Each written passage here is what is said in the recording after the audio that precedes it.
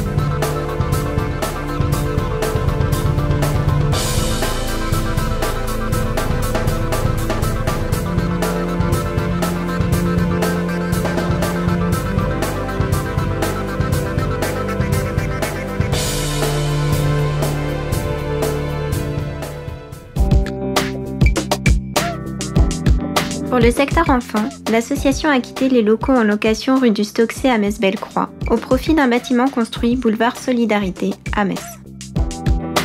Ça fait plusieurs années finalement qu'il était question de ce déménagement. Et justement en 2018, on a fait une enquête de satisfaction et le seul point négatif qui ressortait, c'était la vétusté des anciens locaux et puis leur accessibilité pour les enfants et les familles, notamment quand il y avait des problèmes physiques puisqu'on était sur 2 étages. Donc là, finalement, les familles l'ont très bien accueilli.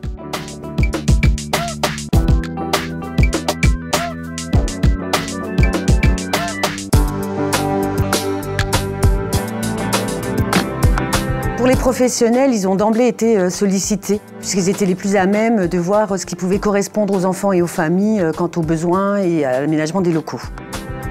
Pour ce qui est de la transition entre les anciens et les nouveaux locaux, ce fut une période intense, mais l'équipe a parfaitement assuré tout ce qui était la continuité des soins et l'organisation du déménagement et du déménagement lui-même. Et je tiens à les remercier à cette occasion. Ce nouveau service, dénommé CESAD Mosaïque, accueille 52 enfants et leurs familles dans des espaces plus aérés, de plein pied, bénéficiant d'équipements adaptés.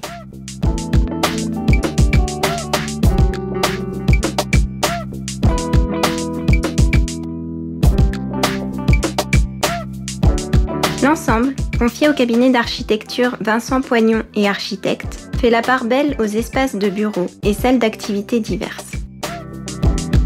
Tout a été pensé pour mettre les enfants dans les meilleures conditions et en portant une attention particulière aux conditions de travail des salariés. D'un point de vue global, c'est vrai que les nouveaux locaux ont été vraiment pensés au niveau de l'accueil et de la qualité des soins. Donc il y a un aménagement des espaces qui a été revu. On a aussi toute une qualité au niveau acoustique, thermique et puis la luminosité aussi des locaux qui est très agréable. Je trouve que le nouveau CESAD est très bien, plus grand. Les couleurs sont jolies. Je préfère venir ici parce que ça me plaît.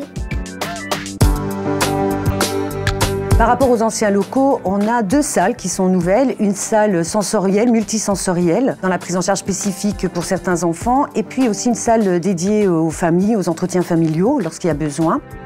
On a aussi des nouveautés d'accueil, comme la salle d'attente avec un distributeur de boissons. Les professionnels ont une salle de pause qui est maintenant très agréable.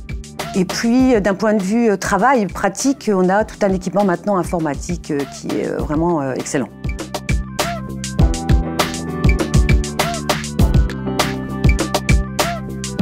Depuis notre installation, nous avons effectivement, pour les familles qui ont pu venir visiter le CESAD, des retours très positifs.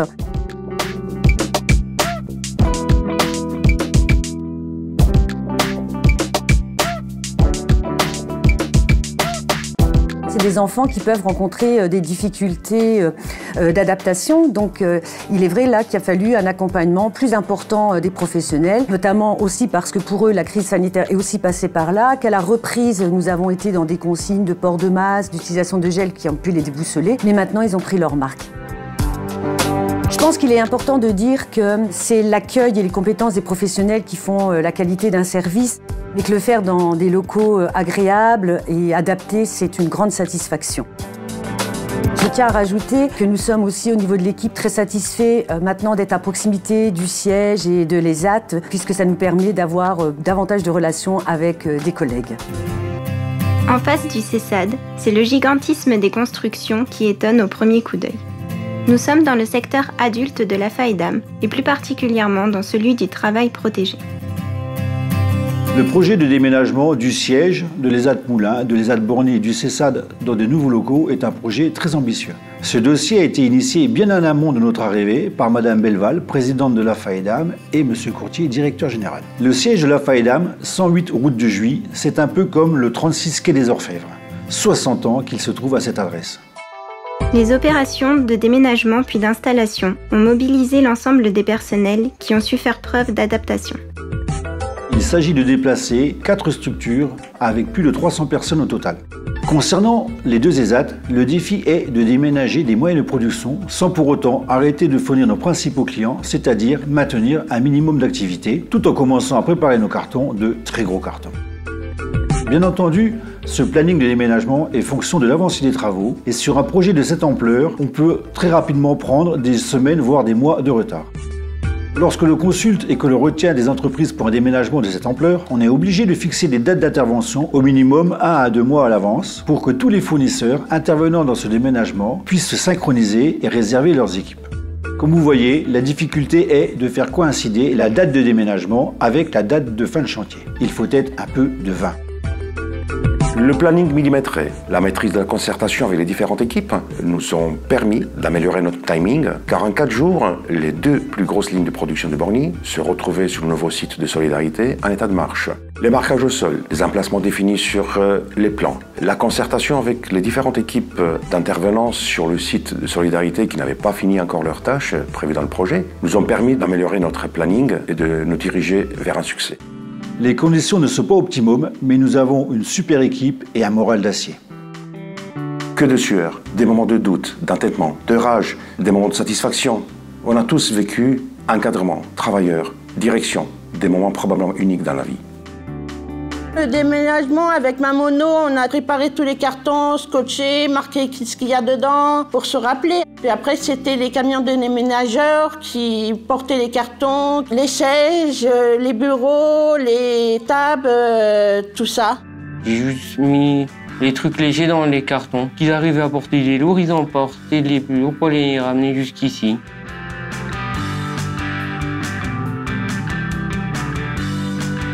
Et les entreprises Excellior sont parmi nous. Ils n'ont pas encore fini toutes leurs tâches qui leur incombent par rapport au projet initial. On discute avec eux, les échanges sont vifs. La première grande inclusion, elle est là, sans l'avoir même programmée. On est arrivé, c'était encore les travaux à l'intérieur. On a juste installé qu'est-ce qu'ils devaient mettre, les machines, tout ça. Des fois, c'était un peu dur, parce qu'ils sont un peu lourds. Quand on est arrivé, les travaux n'étaient même pas finis dans le nouveau ESAT. Bien entendu, il va falloir aussi ramener tous ces travailleurs sur le nouveau site. Un travail de fourmi commence avec notre partenaire pour le transport des travailleurs handicapés. Il faut redéfinir les circuits et points de ramassage pour presque 170 personnes. On se fixe alors comme règle de rester en dessous de 1 heure de trajet pour les plus éloignés et, bien entendu, de n'oublier personne. À peine le matériel déposé, mais pas encore complètement installé, un nouveau défi de taille. L'accueil des travailleurs qui venaient avec leurs craintes, avec leurs questions, parfois sans réponse, avec leurs espoirs aussi, dans un environnement complètement nouveau, qui n'était pas tout à fait prêt à les accueillir. Quand tu rentres au nouveau SAT, c'est nouveau pour toi. On repère les chemins, les toilettes, tout ça, les vestiaires, et puis l'atelier, chaque atelier, quoi. C'est la première fois que j'ai changé de lieu de travail. C'était dur quand même un peu pour moi. Le temps que je me remets dans le bain, ça me plaît bien maintenant. Du moment qu'on a plein de boulot, voilà. D'abord, on a fait connaissance avec l'équipe de Moulins avant de commencer vraiment à se faire tous confiance. En décembre 2019, à la vue de l'état d'avancement du chantier, il est décidé que la date de déménagement retenue serait le 2 mars 2020. Presque 200 personnes débarquent sur un paquebot en provenance de 2 anciens voiliers vétustes, les ESAT de Borny et les ESAT de Moulins. Les travailleurs sont amenés par groupe, encadrés par les moniteurs, à visiter l'établissement. Dans ce labyrinthe de groupes sanitaires, de vestiaires, d'ateliers, de bureaux, ils découvrent leur prochain lieu de travail, la salle de restauration, les lieux de repos. Ils ont des questions qui fusent. Parfois, les réponses font attendre. Tout ce mélange est attendrissant. Les travailleurs suivent sans broncher, se portent volontaires, ils prennent des initiatives, s'impliquent. Une fourmilière de 200 personnes qui est en pleine effervescence. Quelque part, les œuvres de solidarité commencent à se réveiller. On y arrivera, ça devient bon, bravo, très bien, les encouragements fusent de tous les côtés. Tout le monde joue le jeu, l'ambiance est parfaite. Et tout cela dans un contexte sanitaire difficile. Des mini-réunions sont organisées avec les travailleurs pour leur expliquer, rassurer, motiver. Ils ont mis les masques là, c'était pour notre santé à tous. Ça m'embête pas. Des fois, juste avec les calorifères, on a chaud dans les masques, c'est tout. 2 semaines plus tard, le confinement nous fiche dans une position inconnue jusqu'alors. Le travail à distance, un travail qui n'est plus palpable. Seulement 1 mois après, un groupe d'encadrants, aux côtés de la direction, reprend le travail pour continuer à arranger, à aménager, à réceptionner du mobilier. La reprise progressive à partir du 17 avril, les mesures de sécurité mises en place, les protocoles sanitaires, nous ont permis en fin juin de reprendre la globalité de notre activité.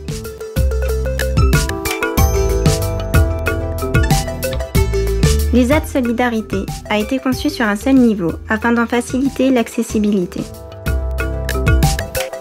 Les différents espaces de travail sont individualisés, administration et restauration, vestiaires, salles de pause et de soutien, les ateliers. Le bâtiment cathédrale qui abrite ces derniers a été pensé pour qu'il soit adapté à toutes les activités de production imaginables.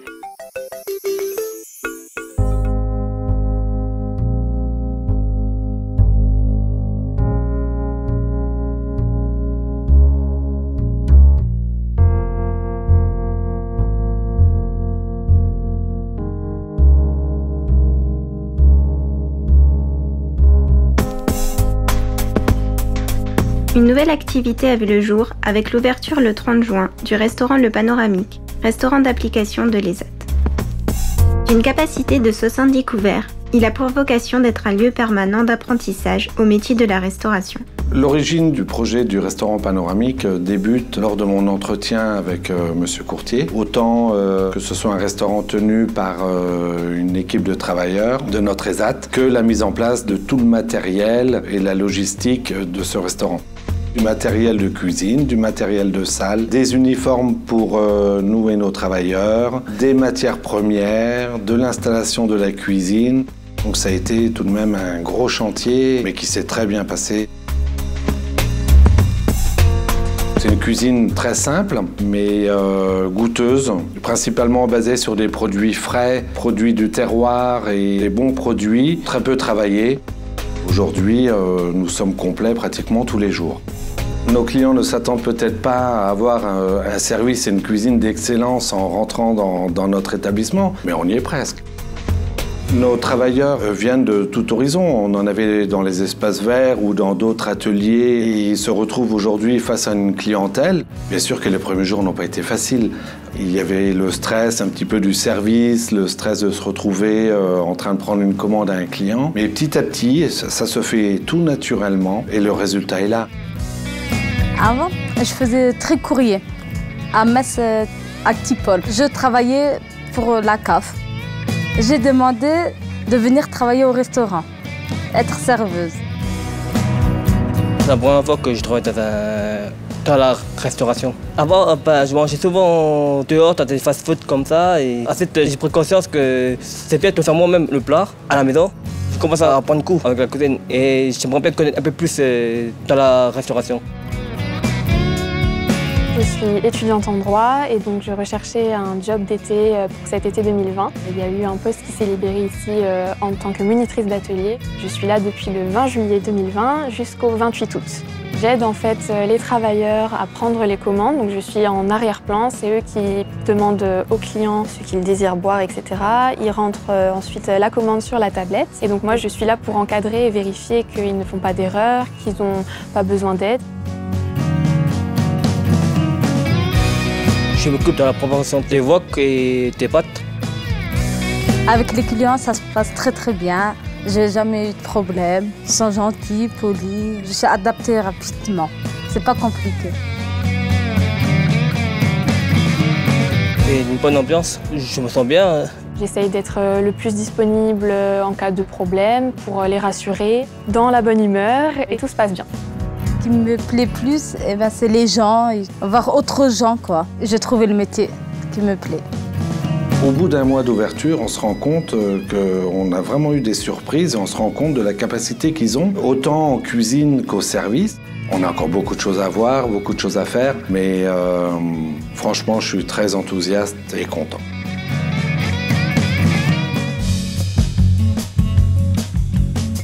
Les services du siège ont également pris possession de leurs nouveaux bureaux, dans les locaux mis à disposition par les aides Solidarité. Cela a été l'occasion de concrétiser la réflexion entreprise ces dernières années en restructurant les services ressources humaines, comptabilité, gestion et en créant un service de communication et de relations publiques. L'association et ses établissements disposent désormais d'un outil de travail adapté aux conditions actuelles et qui lui permettra de voir l'avenir avec ambition et sérénité.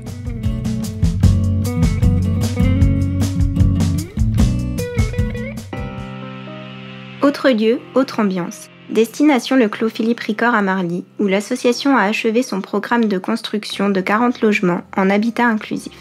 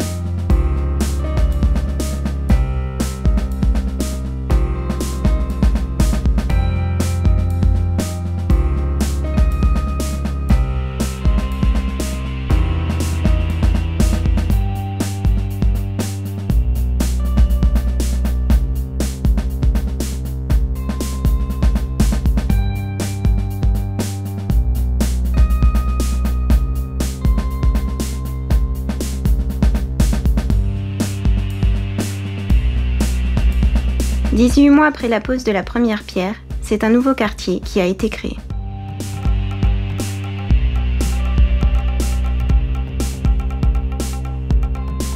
La FAIDAM a porté ce projet novateur et a su adapter et développer ses offres de services aux aspirations des personnes accompagnées. 32 T1 et 8 T2 accueillent 75% de travailleurs d'ESAT et 25% de personnes issues du milieu ordinaire de travail ou retraitées. La FAIDAM a pris le pari de la mixité sociale. À proximité des commerces et des installations sportives, les locataires ont pris possession de leur logement et ont été rapidement conquis par la qualité de vie des lieux. Ils disposent désormais de toutes les cartes pour faire de ce beau lieu de vie un lieu où il fera bon vivre. Une attention particulière a été apportée au choix des matériaux de construction et à la décoration intérieure. Tous les appartements sont équipés de domotique et donnent accès aux nouvelles technologies. 15 ans après la loi de 2005 sur l'égalité des chances, l'action de solidarité doit désormais être orientée vers la participation de la personne handicapée à la vie sociale ordinaire. Ce qui implique une mise en accessibilité globale de la plupart des registres de la vie sociale afin de favoriser la participation des personnes handicapées, y compris pour le logement. La volonté d'accéder à un véritable statut de citoyen dans la cité est le fil rouge de cette initiative. L'habitat dit intermédiaire ou inclusif offre la sécurité et une liberté plus grande. Ça fait depuis 29 ans que je suis dans un appartement Nesvalière. Je faisais les courses tout seul, comment après débrouiller, faire manger. J'ai un projet pour autonomie ici. J'ai un super beau appartement. C'est bien installé, c'est calme. Ça me plaît ici tout seul, autonomie. Mon projet, c'est d'être avec mon copain ici à Marly et d'avoir un peu d'intimité en temps de couple. J'ai fait un stage au Vacon pour évaluer mes capacités d'être encadré à Marly et je me sens hyper bien à Marly. J'ai eu beaucoup de difficultés à trouver un hébergement adapté à mon handicap, donc je fais des crises d'épilepsie. On essayait un peu tous de chercher avec mes amis comment allier un peu la sécurité et des solutions pour être chez moi et avoir ma indépendance. Et donc voilà, c'est comme ça que j'ai trouvé les appartements de la FAIDAM. Je les ai contactés par internet. J'ai été heureux quand j'ai eu la réponse de cet appartement. J'ai jamais été aussi heureux depuis très très longtemps. Depuis que je suis installé, c'est vrai que c'est mon propre chez moi, je fais le ménage chez moi et je suis très heureux d'avoir ma propre vie à la maison. Et je remercie la FAIDAM de m'avoir donné l'opportunité de vivre ici parce que c'est vraiment une chance. Des locaux communs vont permettre aux locataires d'organiser des moments festifs et aux bénévoles de proposer différentes animations. Dans une logique de co-construction, les habitants seront consultés régulièrement afin d'ajuster le projet si nécessaire. Il sera élaboré avec le porteur du projet et les habitants. Il s'agira ensemble de mettre en place des activités de convivialité, sportives, ludiques ou culturelles, au sein du clos Philippe Ricord ou à l'extérieur. L'objectif du projet est de favoriser le vivre ensemble et de limiter le risque d'isolement. Il est à noter les liens tissés à cette occasion avec le Centre communal d'action sociale de la ville de Marly. L'architecture originale, sous forme de maisonnettes, dégage une ambiance apaisée, confortée par les façades colorées, les terrasses privatives et l'aménagement paysager. Pour Brigitte Bouquet, l'inclusion est une question de respect des droits de l'homme qui touche prioritairement les orientations de politique générale dans un pays. Elle est donc indissociable de la manière dont on conçoit le type de société et de bien-être que l'on souhaite et de la manière dont on envisage le vivre ensemble. La réalisation de cet ambitieux programme représente un cas unique de par son ampleur depuis la création de la FAIDAM en 1961. L'investissement global est de 15 millions d'euros et il a été possible par la confiance accordée par les financeurs publics, État et Conseil départemental de la Moselle, mais aussi grâce à la pugnacité et la gestion en bon père de famille de l'association depuis sa création. La FAIDAM a apporté une part non négligeable de ses fonds propres, issus pour la majeure partie des bénéfices engrangés chaque année par sa participation à l'opération Brioche de l'Amitié, au financement des travaux et à l'acquisition de matériel et mobilier. C'est aussi ce qui a permis à nos partenaires financiers, le Crédit Mutuel de Montigny-lès-Metz et la Caisse d'épargne de Metz, de nous accompagner sur ces projets. La FAIDAM peut regarder devant elle et préparer sereinement l'anniversaire de ses 60 ans programmé tout au long de l'année 2021.